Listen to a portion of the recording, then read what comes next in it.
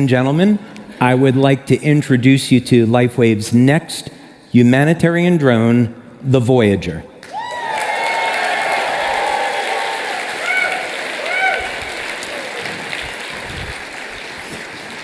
Now, you might notice that this one is very different than our flying wing, and that's for very, very good purpose and reason. The mission statement of this drone is very different than the flying wing, and we're going to be getting into talking about that in just a moment. But just first a comment about this.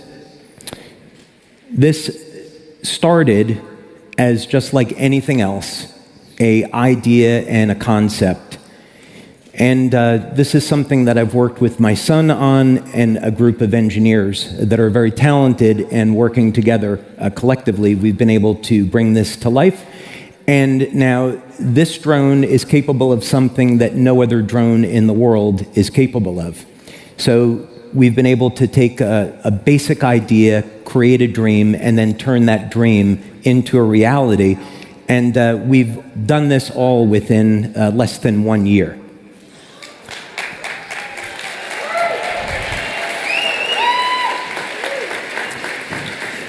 So we're going to get into some of the details behind this, and to do that, I'd like to welcome back onto stage our Global Vice President of Sales, Ryan Barson.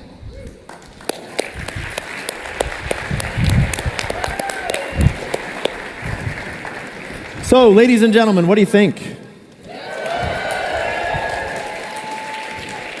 It's kind of fun for me to be out here right now with David after that kind of a reveal. And that's impressive. I've known about this for a little bit, but I had to keep my mouth shut. Well, yeah, we've had a tremendous amount of fun. I would say that when you start a project like this, the first thing is you probably have noticed it doesn't really have much of any wings. Last year, we unveiled a flying wing, and this year, we're unveiling something that virtually has no wings. So we could talk about that as a concept. First, the idea behind this was back in the 1950s, there was a gentleman by the name of Custer, and he was looking at the concept of how airplanes actually fly, and it occurred to him that when you have an airplane, it has to develop a specific amount of speed before it can actually get off the ground. So his thought is, why don't we invert that principle, and instead of developing ground speed, instead what we'll do is move the speed of the air over the wing more rapidly. So effectively what this does is it has an active system for pushing air through this giant ring, and that creates lift. So the advantage of this is that you could have this one parked in your garage, and it could take off from your street, and it could land on your street. This model, which is our second prototype, this is what we would call our phase 2. Phase 1 was a model about 1 meter or so in length, about 3 feet in length. This new model that you see over here is about 10, 11 feet in length, but yet it only requires a takeoff distance of about 35 feet or so. The next phase that we're building, which is significantly bigger than this one, that will have a takeoff distance of about 20 feet or so. So what that means is if we use the fires in Maui as an example, we can take off and land right from the beach or from a street, and then off we go. One of the things that stands out to me, not only is that incredible, but you talk a lot about dreams and not stealing your dreams, and this is a dream of yours to make a difference in the lives of other people. And the fires in Maui is just one example of many where people are challenged all over the world. But those dreams, you don't want people to steal your dreams. Where are you headed from here? What are your dreams for the future? Well, I mentioned that the purpose of this was going to be very different from the flying wing. And with the flying wing concept, we've been developing new cutting-edge power generation technology to power that drone so it can stay in the air longer than any other drone. And so you can imagine if you had a better way to generate electricity that was completely clean, that might have some applications in powering your home or recharging your electric cars, which we're being forced to buy. So this is the issue, is where are we going to get our electricity from? So solar has its disadvantages, wind has its disadvantages, and putting power generation systems into drones is an excellent way of having a real-world test to see if something's going to work before we roll it out for other applications. For this drone, we're testing something entirely different. First, we're testing new methods of propulsion that don't currently exist. So in the starter models, I'd say there's 6 phases of development on this project, and we're currently in phase 3. So phase 1, as I mentioned, was just to see, is this thing going to work? And then phase 2 is what you've actually seen flying now. So based on those successful tests, we're going over to phase 3. But in addition to propulsion, we're looking at communication systems. So the idea, one of the things that's been incredibly, and this now will kind of be the punchline, one of the things that's been incredibly alarming, I think, to all of us is the suppression of free speech, and that we don't have free communications the way we're supposed to. So some of the things that we're going to be testing with this, you can think of this as a terrestrial Starlink. So imagine you can put one of these things up in international waters and use it as a communications tower that's not running on 5G and actually using something that's healthy and beneficial. We could have our own communication system, so we could have real freedom of speech by having a network of these things around. So my ultimate goal with this is to use this very novel design to have basically have a terrestrial satellite system. So instead of spending billions of dollars to put satellites up in orbit, we can use new technology to have these things around the planet in the atmosphere functioning as communication nodes. Are all of you hearing what he's saying? What's fascinating to me is you've undoubtedly heard talk of energy, innovation in energy fields. You've heard talk of innovation in communication, doing things a lot differently than what's mostly accepted today. You also happened to see just a few minutes ago some slides of the Welcome Center that David didn't want to talk about.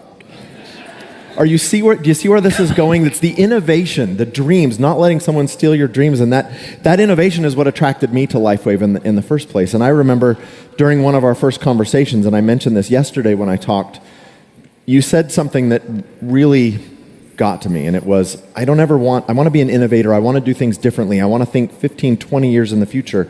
I don't want Me Too products, or to put it a different way, I don't want copycat products that you can buy anywhere else. We have that now with patches.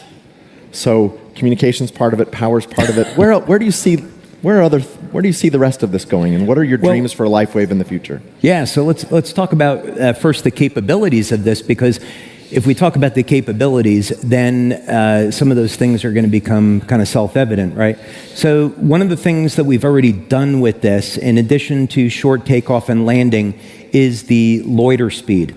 So today, if we wanted to take a drone and we wanted to hover it over a target, so let's say we use a practical example. We had the unfortunate hurricane that went through Florida, and we had 20,000 homes that got wiped out. And if they had had our drone technology, they could have created a map of the damaged area within about 3 or 4 days, as opposed to the over 6 weeks that it took doing it from the ground. So when we're talking about the ability to loiter over a target, typically we're going to think of quadcopters. And the problem with quadcopters is that the endurance is limited to maybe 15 minutes, 20, 30 minutes at most. So there are very significant disadvantages there. We can't effectively loiter over a target with a conventional drone. They're just flying too quickly.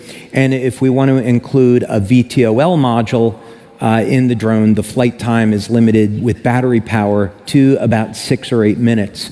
So in our drone that you've seen, how would I say this? Off-the-shelf technology allows for a flight of about 6 minutes on VTOL. Our drone is different. We're using other tech that we invented for that. So there's very, very serious downsides. With this drone, we don't need to take either of those approaches. We don't need a complicated vertical takeoff and landing system. We don't need anything like a quadcopter.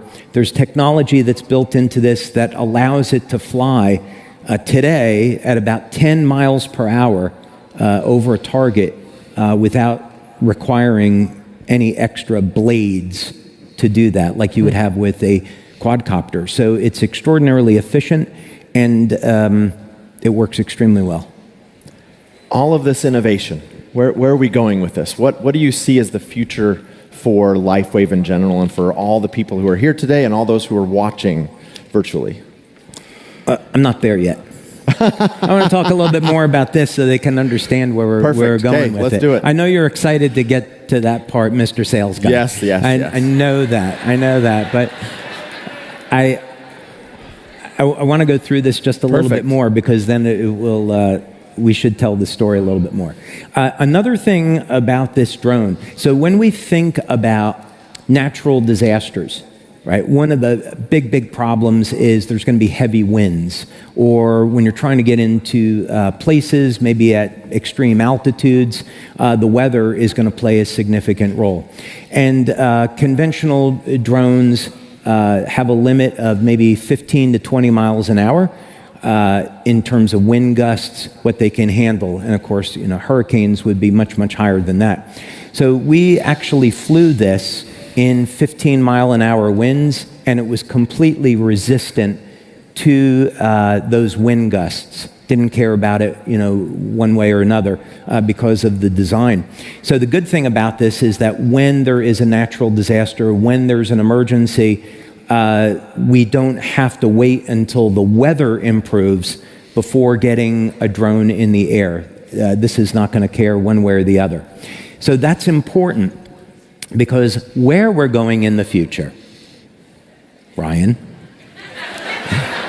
is this place where we can use this technology first to provide humanitarian relief, and this redefines the network marketing industry. It's good for every company, and it gives every company an opportunity to say, yeah, look what LifeWave has done with innovation and with humanitarian relief, and hopefully we can get people to start looking at our industry in an entirely different way. So that's one of the things I want to see coming out of this.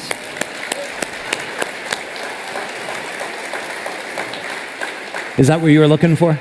It's actually a different answer than I was looking for, but I want to go with that one for a minute. So looking at our industry in an entirely different way, we've had a few discussions during this event about companies that maybe haven't done things the same way that LifeWave has done. You're looking to create a company that stands out among all network marketing companies, that is truly different, not just because we stand here on stage and say we're different, but that we are different. Yeah, this really starts with the mindset of making innovation a commitment to research, putting money into that, time and resources, people, to have that as the very foundation of everything else that you're doing. So the idea is looking at the various trends. So back in 2008, I was looking at where the trends in health and science, and those trends were in stem cells. So we began working back then on ways to activate stem cells in the human body. And of course, ultimately, that led to the release of X39. So we can all relate to how a commitment, a long-term commitment to innovation, putting millions of dollars into research, is going to result in products that present phenomenal business opportunities. So today, we don't have any competitors for our patch technology.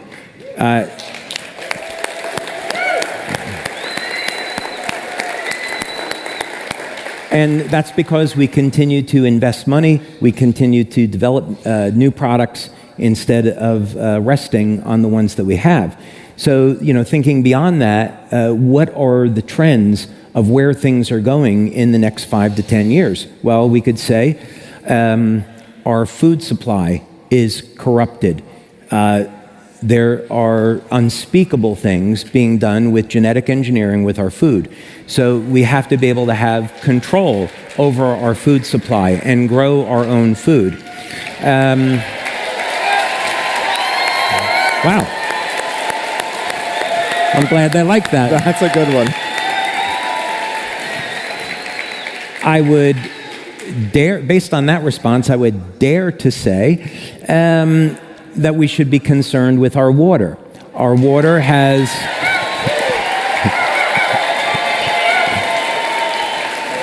Our water, drinking water, is toxic, polluted. You can't drink the water. You don't want to shower in the water. So we need to have better technology to provide water that's clean. And, of course, go beyond that. We want to think about water as an opportunity to heal the human body, right? So with these drones, it gives us the opportunity to test new technology in power generation, in communications, and look at how are these going to be platforms that we could potentially use for the future. So as an example, when we talk about communications, we all lived through the pandemic, and we all lived through an era where if you said, and I know this because it happened to LifeWave, I happened to put an article out on the use of vitamin C as an effective means of treating viral infections, and Facebook flagged that and took the post down, despite the fact that this was a study published by the National Institute of Health. It's like, how can you suppress a government study? This is ridiculous. So we want to be thinking about these things, and thinking about these trends, so that if we're putting millions of dollars into the research, and we're putting 5 years, 10 years, whatever the period of time is going to be, but it's important just to get started, and just get started, just get going, and then see how it develops. And the drone side of our research has been going incredibly well. It is going better than any other project, I think, that I've worked on. So there's no question it's going to be successful. That's fantastic.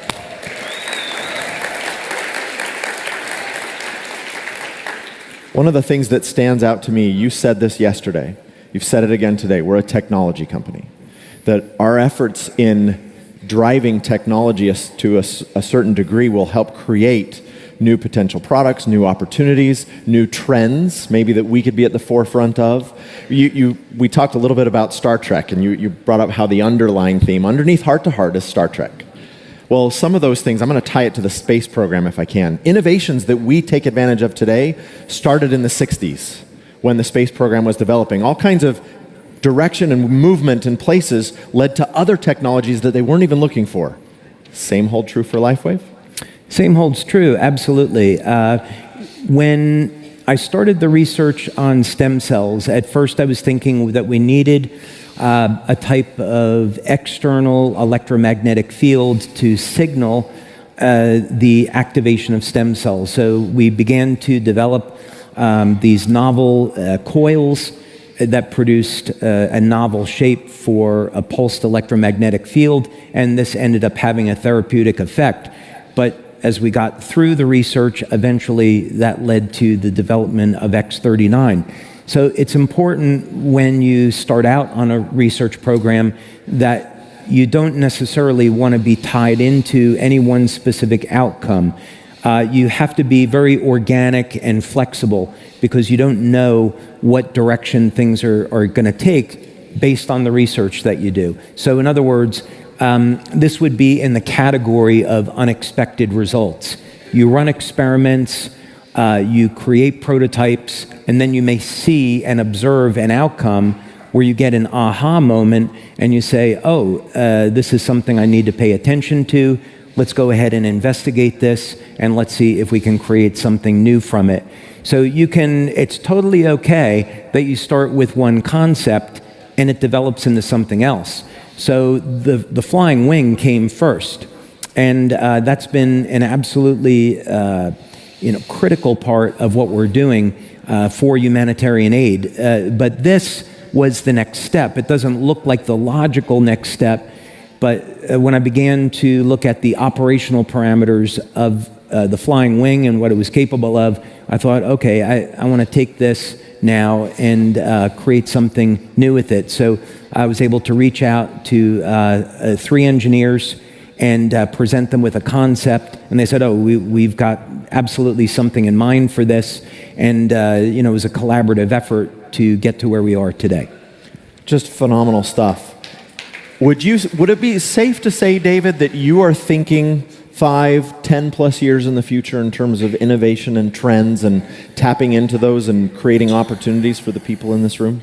Oh, no, you think 20 years ahead. Okay. Oh, yeah. No, you think 20 years ahead because you want to look, 10 years is almost a little bit too short. There's certainly going to be many innovations that make it to market within the next 5 to 10 years. And at the rate at which information is doubling and there are new discoveries being made, you have to stay on top of those things and be able to respond to them. But you do want to take the best guess at where we could potentially be in 20 years, right? So 20 years, we'd say that drones are going to be an intimate part of our life. We're going to be getting deliveries of food by drones. You'll be able to have an app and get a pizza delivered or Chinese food delivered by a drone. You're going to get your mail delivered by a drone. Amazon's already doing this. They have a number of patents on it. There's already trials being done to deliver organs in the future. And that organ donations are going away. We're going to 3D print organs. So God forbid, you develop diabetes, you'll be able to have a doctor 3D print a pancreas, insert it into your body, and then inject stem cells from a 25-year-old, and now you have a 25-year-old pancreas, even though you might be 50, 60, 70 years old. So these are all things, that are going to be happening in the not-too-distant future. So when we think about the opportunities for drones, when I look at communications and the reason why it impacts us, number one, we need our own system of communications so we can't be shut down. And then the next thing we need,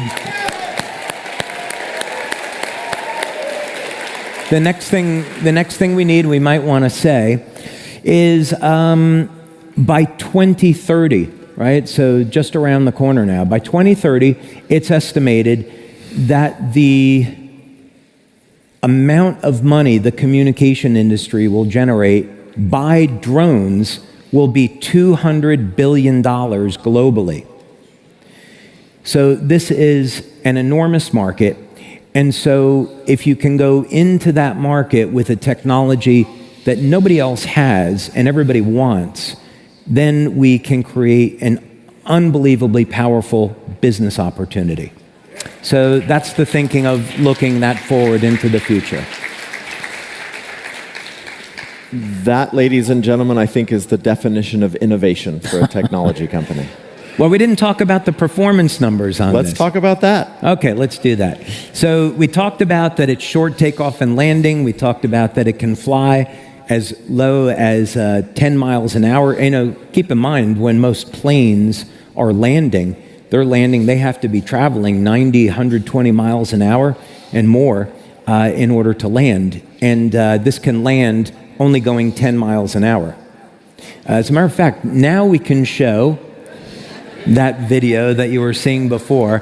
This was unbelievably fun to get this out and see it fly for the first time, because a lot of people said, oh, this is never going to fly. But here it took off on the very first flight at about 35 miles per hour. And on this day, the winds were, you can see it's a little cloudy, the winds were 13, 15 miles per hour. And this would not be good weather where we'd normally would want to fly an aircraft, but it was actually really excellent conditions for us to test the stability of this drone. One of the things that you'll notice is that this aircraft is almost entirely devoid of control surfaces. And this uses a technique which is very similar to what we've done on our flying wing, which we have what are called elevons to control left, right, up, and down. And the advantage of this is that we don't need a tail, and we found another way to counter torque. So it minimizes the complexity and improves the reliability. And you can see it just kind of floats along and does a really slow flyby. The other thing, of course, we're going to show in just a minute as it turns around here is that it can land equally in a very, very short distance. So in these initial tests, it's been a distance of about 30 feet or so, and there it goes. It puts right down. So again, you can imagine that in an emergency situation like what we had in Hawaii recently, we could take off and land anywhere, wouldn't have to be at an airport. This could stay in the air for a really long time, and it could just act as a communications network for people on the ground. So, of course, this is going to have cameras, it'll have infrared, and it will be able to look for survivors, but it's also going to, if cell phones get wiped out, this then conceivably can act as a communications node so people can have cell service if that's a mission parameter we decide to go with. Which I think they lost in Hawaii during those fires. Exactly. That's the whole point. Yeah. That's the whole point, is we can put this up in the air for a very, very long period of time in almost all weather conditions, the rain or heavy winds, and it provides those reliable communications. The other thing that's worth noting on this is I mentioned that there's 6 phases to this. And phase 1 was the test. Phase 2 is what you've seen. Phase 3 is what we're going towards.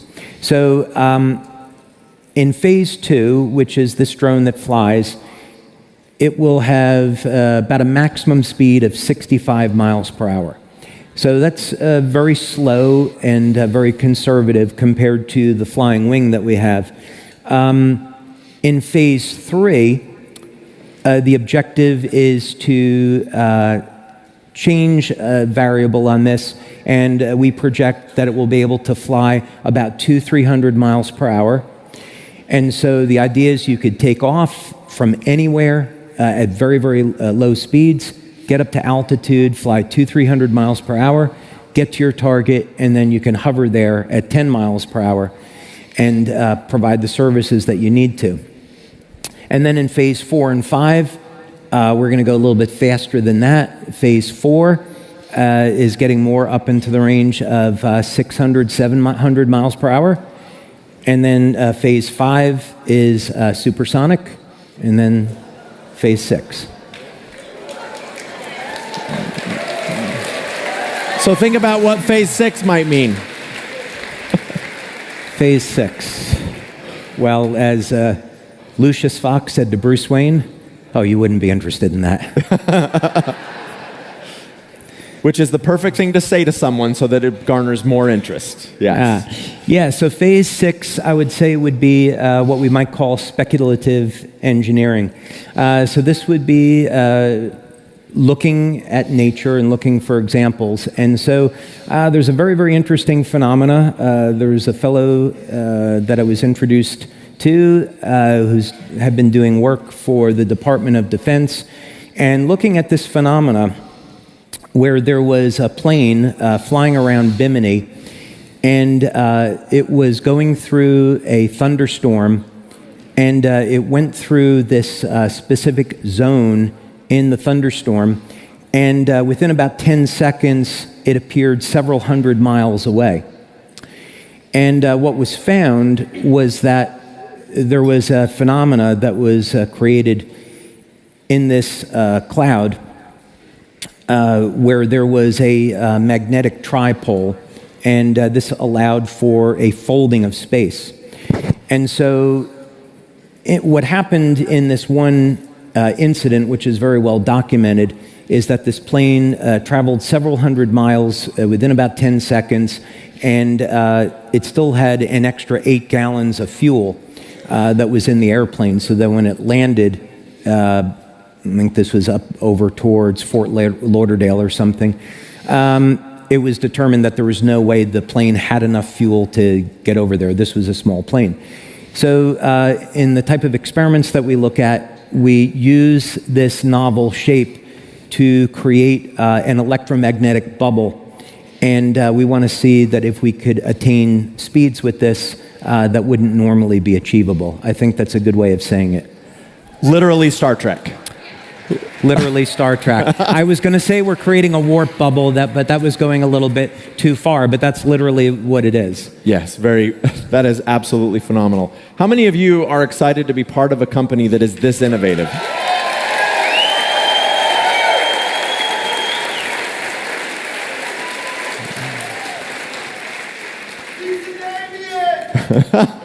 So, David, what do you see as the future for LifeWave? Future is amazing. I think the takeaway on this, right? There should be a takeaway. The first thing is where we are today is that we have a phenomenal line of products that no other company has. We have a phenomenal business opportunity, and we have a commitment to helping those in need through existing humanitarian programs. And every single one of those areas we're going to continue to support, invest money in, and grow. So in the area of product development, today you have patches, but in the not so distant future, you're going to have other technologies that improve health and wellness and beyond. In our business opportunity, we're going to be utilizing new technology like holograms and things that you haven't even seen yet to support your business building efforts. So you can be building your business and earning money faster and easier than ever before, and doing it in less time so you have time for your friends and family. And then finally, we're going to be using technology like the drones to provide humanitarian effort and take matters into our own hands so that when there is a humanitarian crisis, we can be responding to that. So we can work with organizations like the Red Cross, like Convoy of Hope, and others, and saving people's lives. That's what this is really all about, developing better tools to help those in need. And when we do all of these things, we totally redefine the network marketing industry. So 10 years from now, when people look at networking, they say, oh my God, I want to be involved in this industry. Look how amazing it is, and look what companies are doing, like LifeWave.